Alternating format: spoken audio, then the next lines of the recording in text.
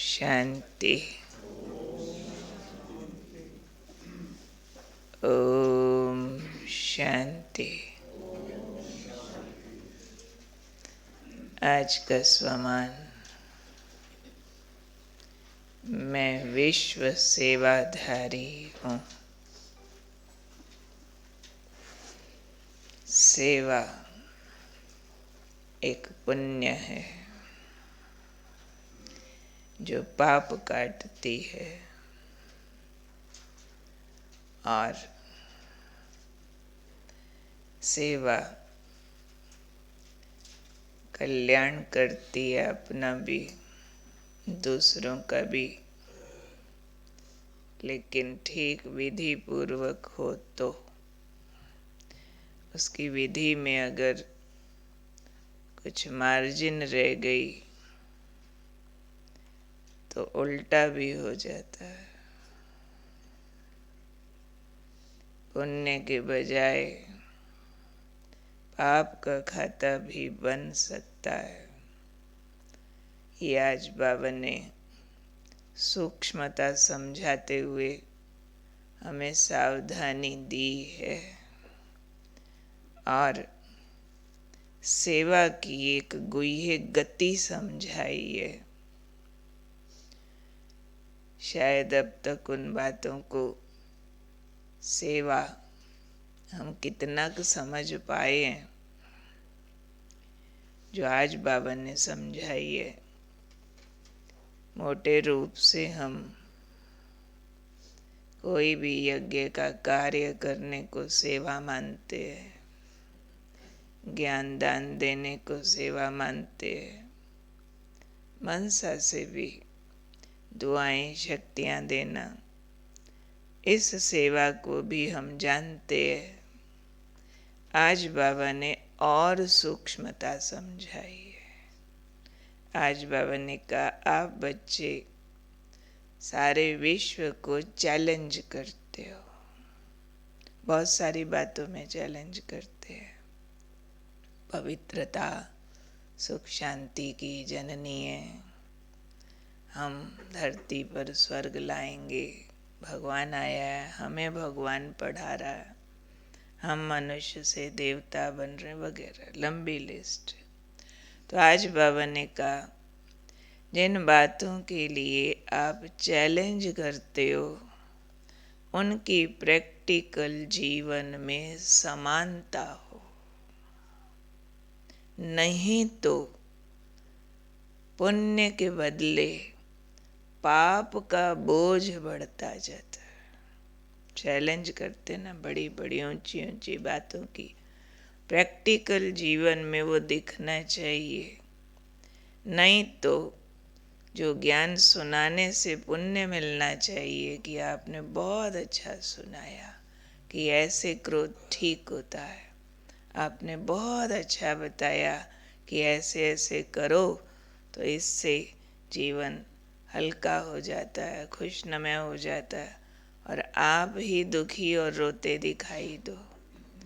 वैराग की बातें समझाओ जिससे सुख शांति आती है, और अपने ही जीवन में वैराग के बजाय कुछ और दिखाई पड़े तो बाबा ने कहा, पुण्य आत्मा के बजाय बोझ वाली आत्मा बन जाएंगे।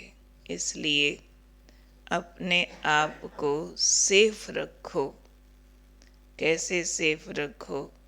कर्म की गुह्य गति को समझते हुए सेफ रखो अपने आप को। उसमें बाबा ने कहा, संकल्प रूप में भी किसी विकार के वश कमजोरी, कोई व्यर्थ भावना, ये लिस्ट सुनाई बाबा ने कि पाप का खाता कैसे बढ़ता है। संकल्प रूप में भी कोई विकार के वश कमजोरी है, संकल्प रूप में भी, व्यवहार में नहीं है, और पर विकार के वश है वो कमजोरी। कोई व्यर्थ भावना है अंदर, व्यर्थ बोल है, घृणा है, ईर्ष्या है, कोई भी इस तरह की व्यर्थ बातें बाबा ने कहा पाप के खाते को बढ़ाती है। मैं समझती हूँ इन बातों को हमें बहुत सावधानी से नोट करना चाहिए कि इससे भी पाप का खाता बढ़ता है। संकल्प रूप में भी अगर कोई कमजोरी के वश, विकार के वश, कमजोरी के संकल्प, व्यर्थ की भावनाएं हैं किसी भी बात व्यक्ति के प्रति, या फिर व्यर्थ बोल है, व्यर्थ का कोई घृणा या ईर्ष्या का भाव है किसी के साथ, तो बाबा ने कहा गुह्य गति को समझो, उससे पाप का खाता बढ़ता है। इसलिए अब बाबा ने कहा कि वरदानी आत्मा बनो। वरदानी आत्मा बन के इस पाप के खाते से बच करके विश्व सेवाधारी बनो। और विश्व सेवाधारी बनने के लिए एक काम बाबा ने बताया है जो इसका एंटीडॉट हो जाएगा। जो जो कमजोरियां सुनाई उससे उसको ओवरकम कर पाएंगे। अब एक मत और एक रस स्थिति वाले संगठन को प्रत्यक्ष करो, क्योंकि एक मत बनाने के लिए मरना पड़ता है, बहुत झुकना होता है, बहुत सहना होता है, बहुत मोल्डिंग कैपेसिटी चाहिए होती है। और एक रस स्थिति के लिए कितने लंबे काल का अभ्यास और एक बाबा से सब रस लेने की आदत। विश्व सेवाधारी बनने के लिए बाबा ने कहा संगठन रूप में अब इस बात पर ध्यान दो। कौन सी दो बातें? एक मत और एक रस स्थिति, तब कहा जाएगा विश्व सेवाधारी। अब अपने अंदर हम चेक करेंगे क्या सेवा की ऐसी सूक्ष्मता आगे पीछे अपने ध्यान में रहती है कि संकल्प रूप में भी कोई अगर कमजोरी काम कर रही है तो मैं आत्मा डिससर्विस कर रही हूँ। चाहे एक कमरे के अंदर ढक के अकेले बैठे हैं, संकल्प तो प्राइवेट होता है ना। संकल्प तो कई बार अपने को भी नहीं पता चलता कि क्या चल गया, क्या उतना अटेंशन है।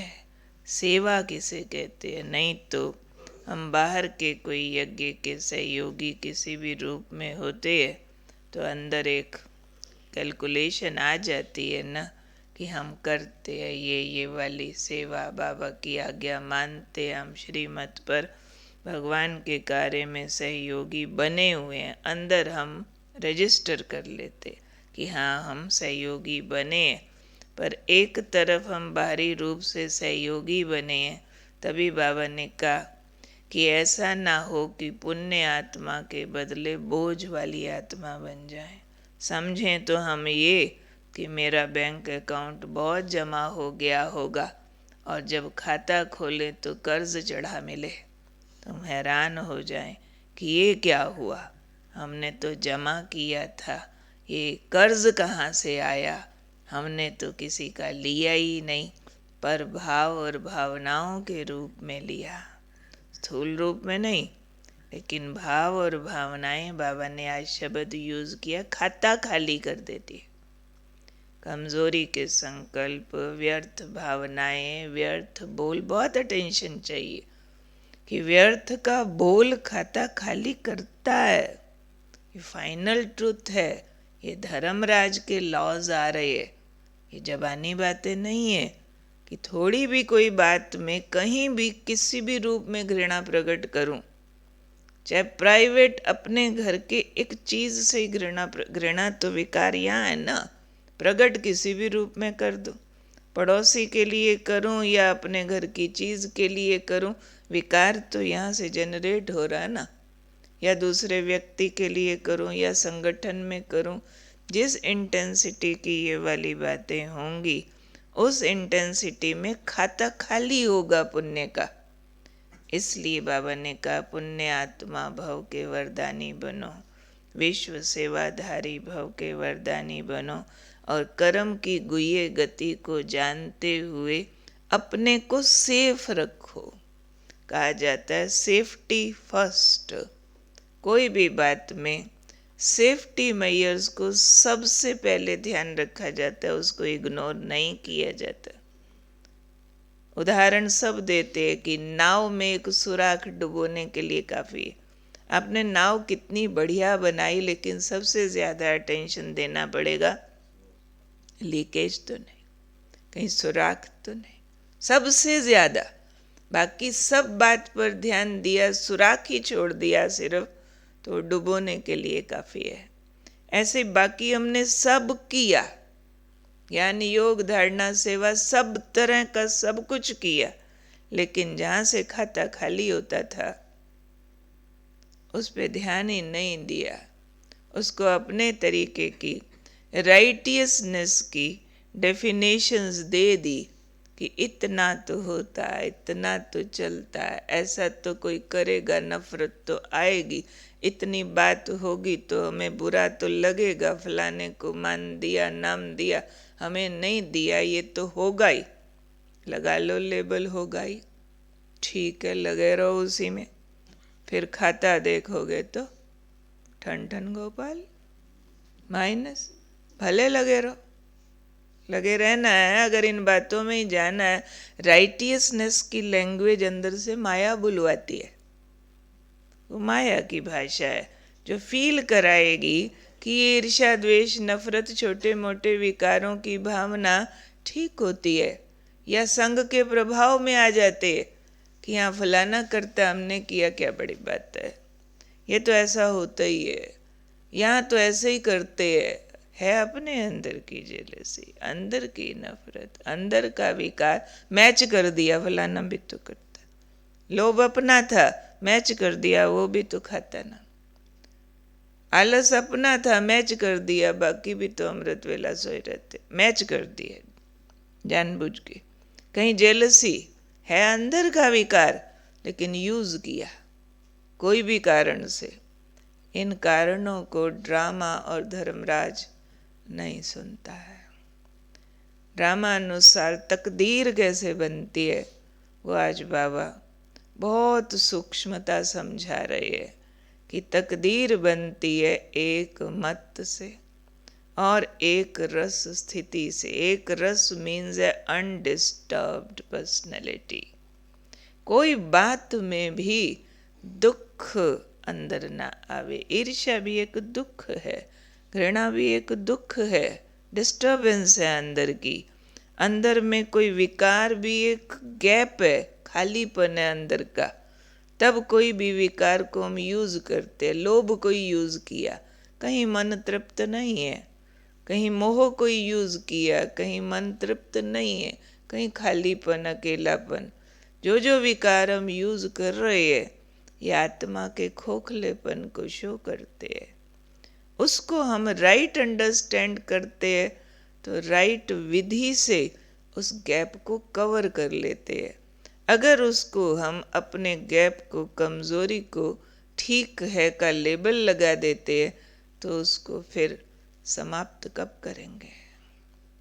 हमने समझ ही लिया ये वाले विकार जितने मेरे में ठीक है, औरों में भी तो है, ओके, फिर जो औरों को पद मिलेगा सो अपने को। फिर हम कह नहीं सकते कि मैंने इतना किया इसलिए ऊंच पद की अधिकारी हूँ, किया इतना, देखा दूसरों को, या फिर अलाउ किया जो अंदर की कमज़ोर वृत्तियाँ और समझा कि जो कर्म श्रेष्ठ किया ना उसका तो भाग्य बन ही गया होगा। साकार मुरलियों और अव्यक्त मुरलियों में एक डिफरेंस मिलेगा, क्योंकि वो शुरू की पढ़ाई थी, ये बाद की पढ़ाई।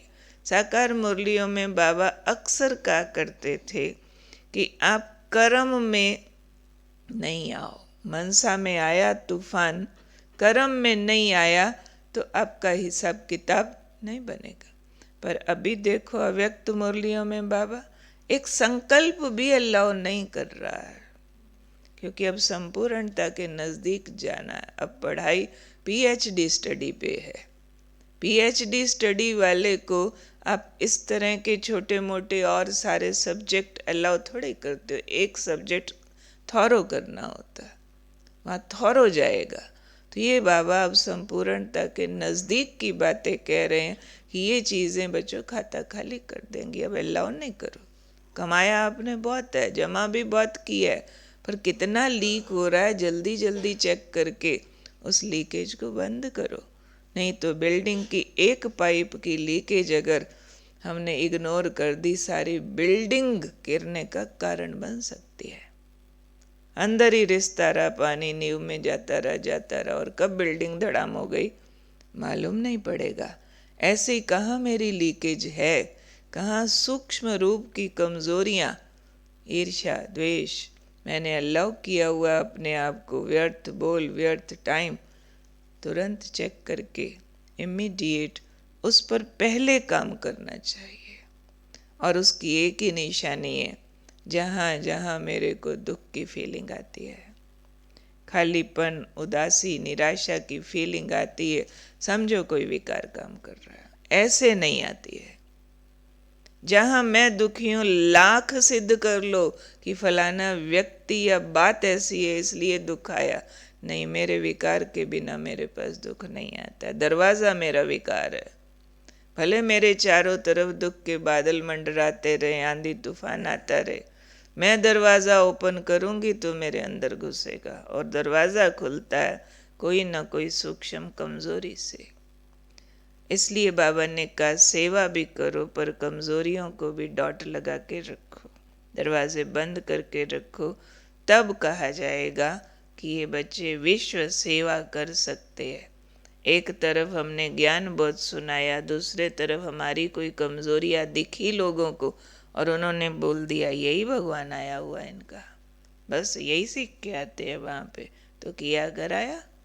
क्योंकि सेवा का भाव ही था अन्य आत्माओं को बाप का बनाना। चाहे खाना बना रही हूँ, सेवा का लक्ष्य तो यही है ना, अन्य आत्माएं भी बाबा का बन जाएं। और वो बन जाए में ही हमने दूसरा मैसेज दे दिया कि हम तो बने नहीं। वो कहेंगे आप नहीं बन सके, हम कैसे बनेंगे। इसलिए टेक इट सीरियसली कि हमारा जीवन ही चलता फिरता म्यूजियम है, बाबा को प्रत्यक्ष करने की किताब है। अंदर वाला जीवन भी, सिर्फ जो दिख रहा है कर्म वाला वो नहीं, सूक्ष्म संकल्पों वाला भी। ईर्ष्या घृणा भी अंदर होते हैं, कई बार ना भी प्रकट हो बाहर, कि किसी से मुझे है नफरत, ना हो प्रकट हो सकता है ना, हमने छिपाया हुआ, लेकिन शक्तियाँ तो नष्ट कर रहा है ना। याद रखेंगे विश्व सेवाधारी माना डबल। जो कहा उसका स्वरूप, जो बाहर वो अंदर, और पुण्यात्मा भव के वरदानी, एक मत एक रस स्थिति, यही हमारी सच्ची सेवा है। इस सेवा को हम बहुत वैल्यू देके ध्यान देंगे।